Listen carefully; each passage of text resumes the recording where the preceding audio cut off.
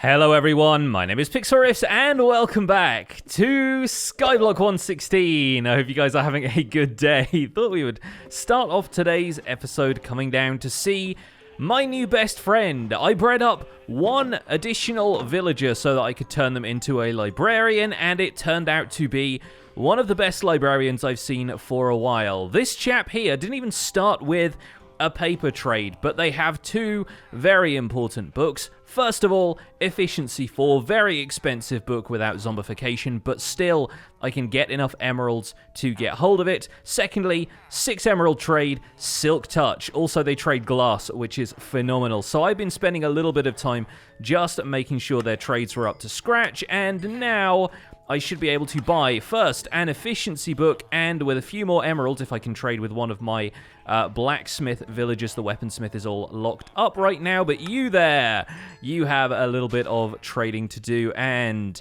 we can get ourselves a Silk Touch book, meaning I can now have an unbreaking efficiency Silk Touch pickaxe, and that means a whole lot for this series, not least because we can transfer Netherrack carrying Nylium over to the overworld and do a little bit of warped and crimson tree farming here, like I mentioned in the previous episode.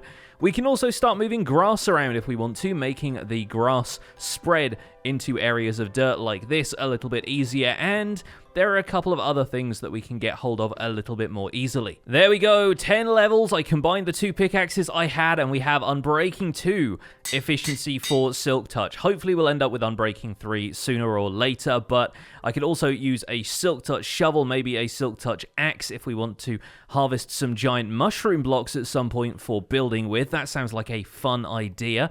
I also would absolutely love to get a Silk Touch diamond hoe at the very least, because that would mean a nice easy way of harvesting leaves, and obviously now we can do that with a hoe or with shears, but shears just require you to make stuff with iron over and over again, whereas having a diamond hoe is now one of the best ways to harvest leaves in Minecraft 1.16, because of course hoes are now a priority tool for leaves, and with Silk Touch they have much more durability. They'd be able to harvest a whole bunch of leaves in a very short space of time.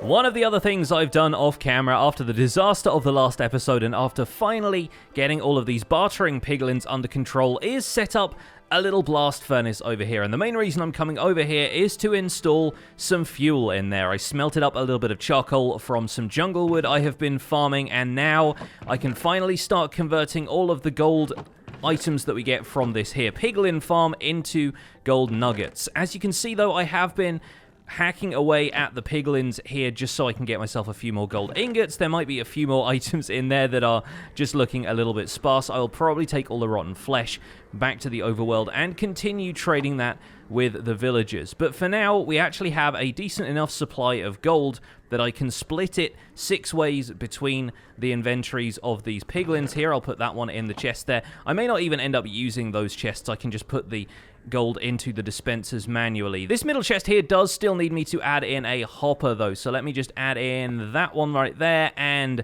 a chest on top of that, and there we go. Now I can put 4 ingots in that dispenser as well, and all is right with the world at last. So now each of these has 4 gold ingots. I can trade with each of those 4 times, and we're getting a fair amount of gold nuggets churning through in the blast furnace, which is very good news. Let's activate those a couple more times.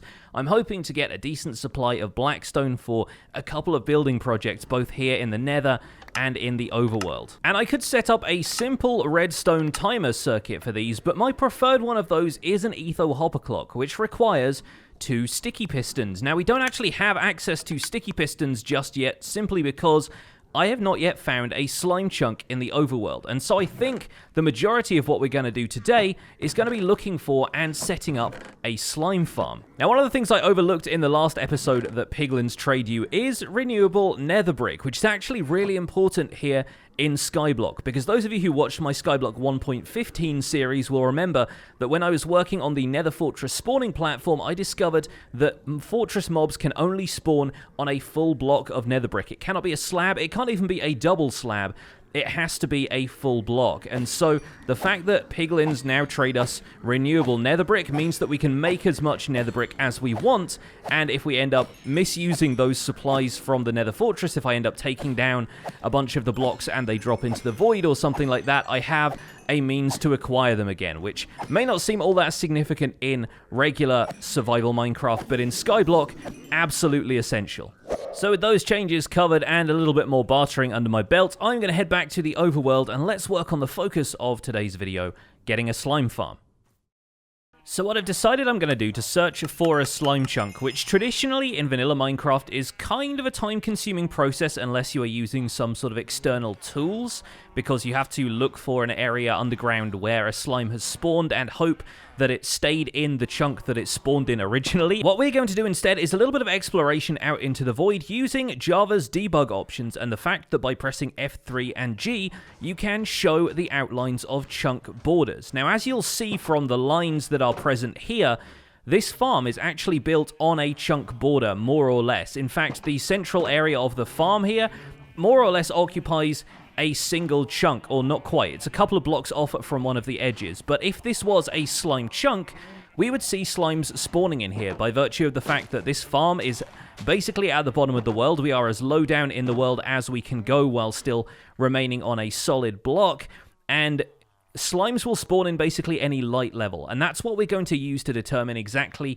where the slime chunks are in this Skyblock world. I'm going to grab a bunch of material that I can easily make slabs out of, and we are going to create a network of kind of crossroads that intersect the center of each of these chunks, and by doing that, we're going to be able to determine exactly where each of these slime spawning chunks is in this area and come up with an optimal location for a fairly decent slime farm. We're not going for maximum efficiency necessarily, because right now all we need is a few blocks of slime and maybe a few slime balls to make sticky pistons to get us started, but it's going to be nice to have a good supply of it in the long run for when we want to get into some slightly more technical projects. So I'm going to get some sleep down here with the villagers, then I'm going to grab a bunch of materials, and we'll make a start on exactly how our crossroads are going to be laid out.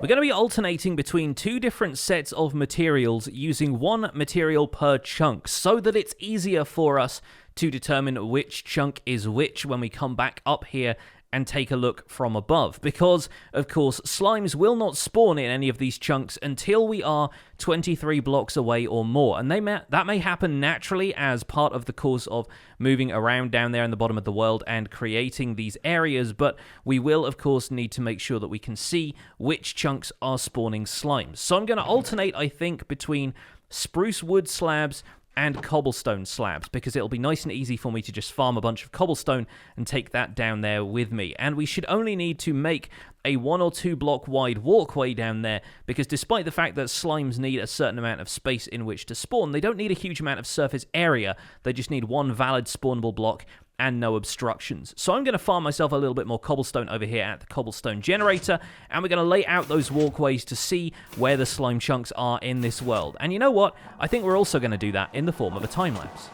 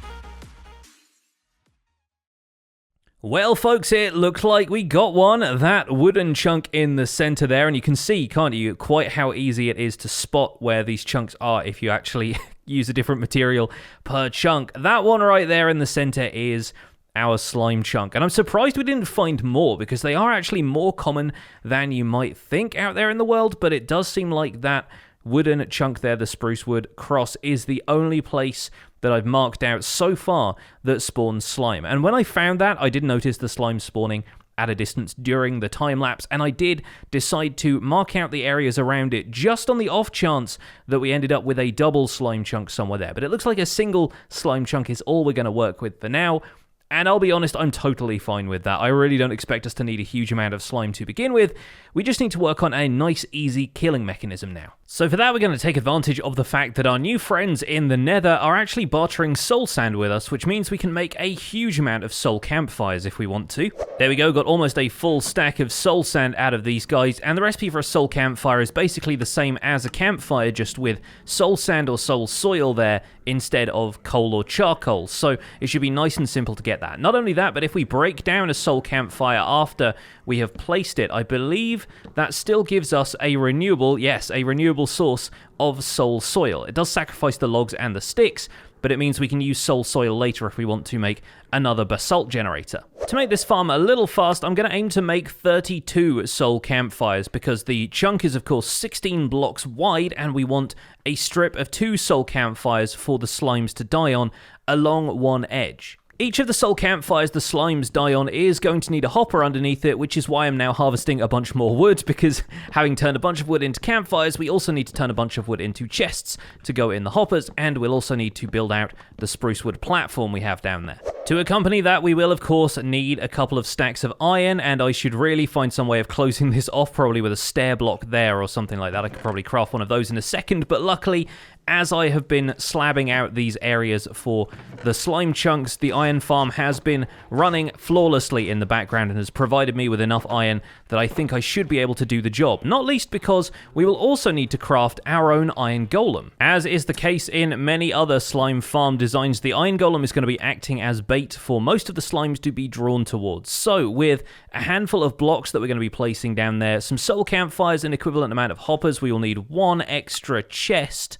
I think otherwise that's all we need though. So let's make our way out here and talk about how we're going to approach this, because the slime farm in Skyblock is going to be a little different to slime farm designs in the overworld. It's just going to be one platform. Since it is down here at void level, it should be nice and straightforward to build. We're just going to square off this platform to begin with to allow the entire chunk to be spawnable space for slimes. And slimes, as far as I know, should be able to spawn inside of torches, so we can just spam torches all over this thing to light it up until such time as we have a full spawn-proofed platform. So nothing else will be able to spawn here except the slimes that we're after. With the platform expanded to the dimensions of the entire chunk, I'm going to actually break away these platforms on the sides and the back here, just to make sure that we don't end up with slimes leaping off towards these other platforms. And once they leapt there, they would not really have many other places to go, so they'd probably make their way into the void naturally, but I want to leave them as few escape routes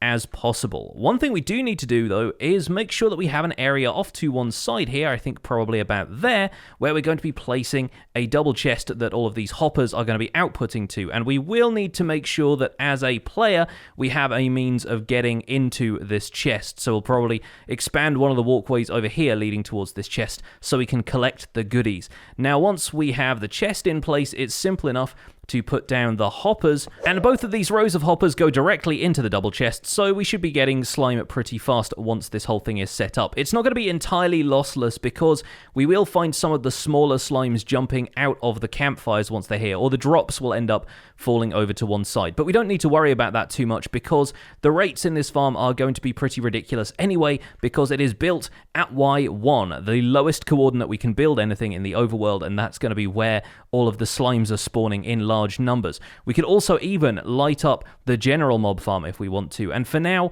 I've actually placed some campfires in there so it is farming stuff for us automatically, or at least destroying the mobs as they fall down that chute, just so we can try and optimize the slime spawning rates here as much as possible. The slimes are all going to be drawn towards an iron golem that will be standing a couple of blocks behind a wall that I'm going to build here. And I'm going to build this out of blackstone for the sheer fact of just having blackstone to hand right now.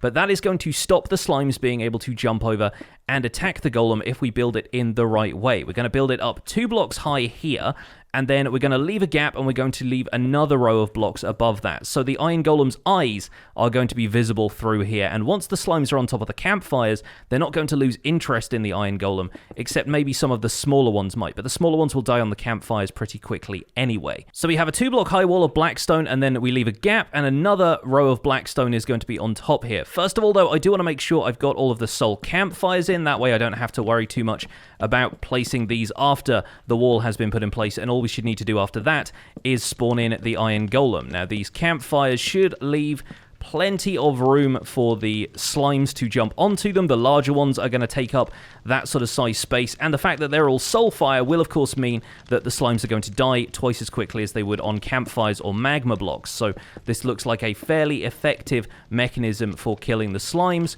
All we should need to do is hop down here, step back a couple of blocks. We're going to remove these blocks here, and 2 blocks away from this wall, on these blocks here, I'm going to put down a smooth stone block there and we're going to remove any access to those, and this is where we're going to build our iron golem. It'll be visible to the slimes inside the farm, but it won't be able to reach any of them, and it won't be able to be attacked by any of them. So we're going to build the usual T-shape of iron, pop a pumpkin on top of that, and we should have...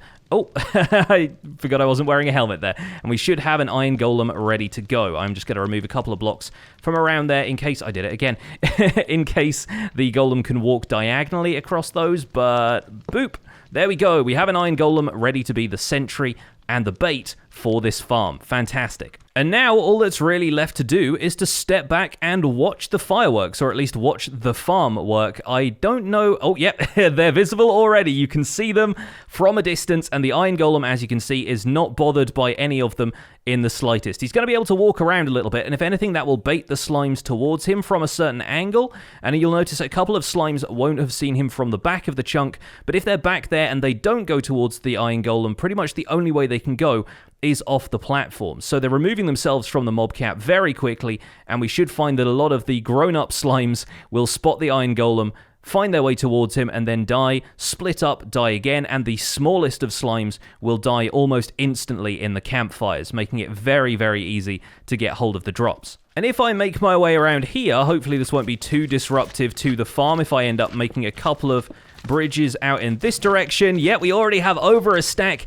and counting. Look at that go up as we're just standing here without the slimes even being able to spawn nearby. We have, nearly 2 full stacks of slime. That is a very, very quick result and a very simple farm to build.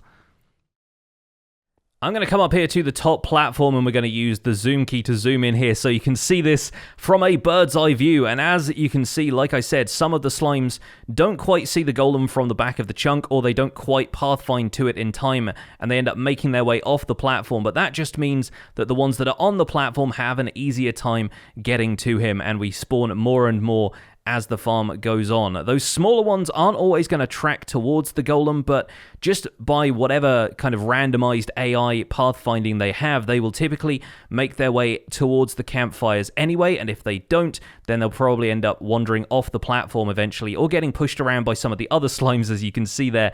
And all of the slimes dying on the campfires will more than make up for the 1 or 2 slimes who don't pathfind over there. And I just had to go and sleep because I realized I didn't put torches down all over the platform, and those soul campfires will actually give out a lower light level than regular campfires, which is not a problem in the case of slime spawning, but for general mob spawning, we do need to make sure everywhere on that platform has a light level of 7 or higher.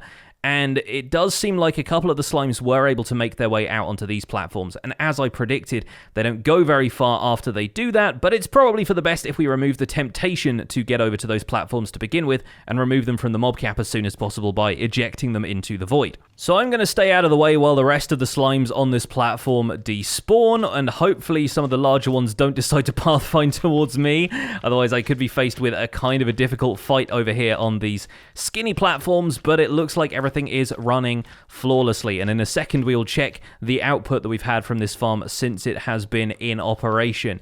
But for now, we can make our way over here. Yeah, we're losing a little bit of slime here and there when some of the smaller slimes drops don't make their way into the hoppers, but realistically, as you've seen, the rates are good enough for a small farm like this, for a small single-player world and Skyblock when we don't really need to worry too much about this stuff. Anyway, that was almost a stack and a half of slime together, though, so I can only imagine how much is waiting in the chest for us. Alright, I've placed a bunch of torches there on the platform in a sort of random fashion, just making sure that all of the light levels are good. We shouldn't need to worry too much about the economy of torches in a design like this, but you can be as economical or as random as you want to, really. And now, let's check out the drops. Yes, look at that. That is a stack of slime blocks, if you just count the row of 9 slime balls at the top there, and a pretty decent amount besides. So we're losing a little bit, as I said, but we're not going to worry too much about that. Don't need the pumpkin seeds from the Iron Golem's pumpkin either. I think this farm is going to be spectacular. Just running in the background, just grabbing some slime from it when we need it. It will soon produce more than it can handle, and even when I'm just standing a few blocks away, it is doing remarkably well at spawning slime, which is fantastic. Alright, folks, I reckon that's probably where we're going to leave it for this episode of the Skyblock Survival Guide. We will put these slime blocks and slime balls into action another time. But for now, thank you so much for watching this episode. Don't forget to leave a like on it if you enjoyed it. Subscribe to my channel if you want to see more, and I'll see you guys soon. Take care. Bye for now.